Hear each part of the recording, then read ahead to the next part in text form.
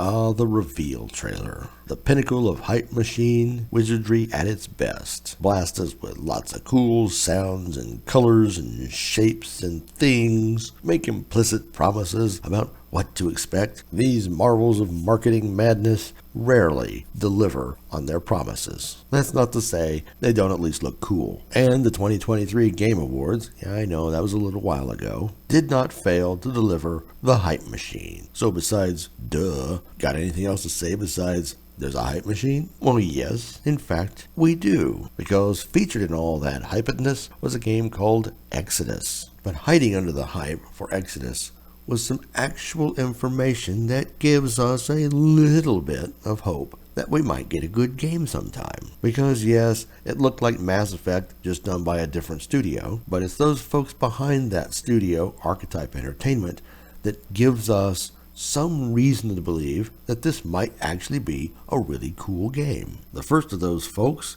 is James Ohlen. Some of you may recognize that name from BioWare, the old good BioWare. We're talking lead designer on the original Baldur's Gate 2, Star Wars, Knights of the Old Republic, and Dragon Age Origins. He also led up the design on Neverwinter Nights, and he was part of the original Austin setup crew that got Star Wars The Old Republic off the ground. The man is a story-based RPG legend. Does past performance have anything to do with future returns? No, but we're certainly hoping that will be the case. Next up is Chad Robertson. Robertson, ex-BioWare employee, was a major factor in setting up the Austin studio, as well as for about 2.5 years the studio head. Now, he appears to be much more of a technical dude, but you gotta have technical dudes do all the technical dude stuff, otherwise you don't really have much of a studio or a game in the end. And he has a heap of other experience from EA and other studios. And the final other main man we can talk about is Drew Karpyshyn. And we're certain Karpyshyn is no stranger to anyone viewing this channel. He was, of course,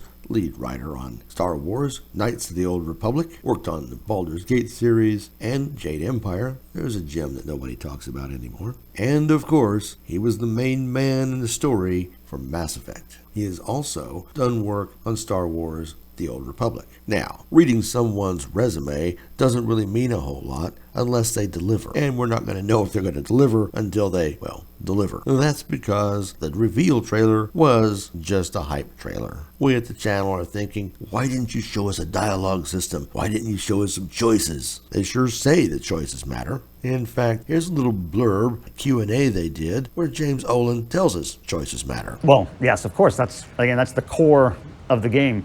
So the ending is something that we're putting a lot of work into, and it's pretty awesome. So what do we know about Exodus? Well, besides looking scarily like Mass Effect Andromeda, though this is using the Unreal Engine and not Frostbite, so kudos to them. As from everything we can tell, Unreal works a lot better for games that have diverse systems rather than Frostbite, which really concentrates on being a shooter engine. The big hook for Exodus is time dilation. So crack open those physics books and brush up on your Einsteinian physics, remembering that as you approach the speed of light, time slows relative to you than to those observing you. So for the 3 or 4 days you spent traveling, hundreds of years may have gone by for those observing you.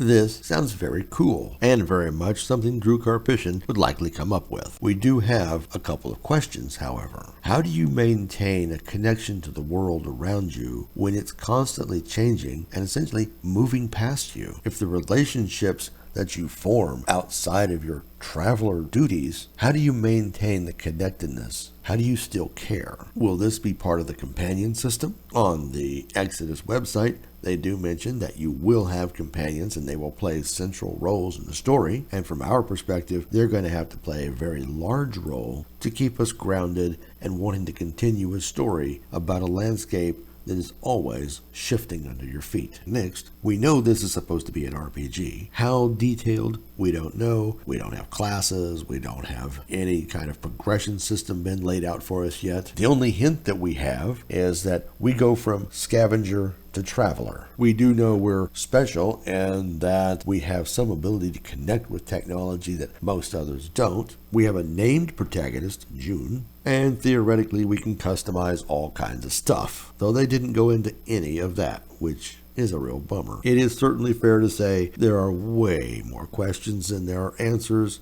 and we all know speculation really isn't worth the time of day, though it's fun.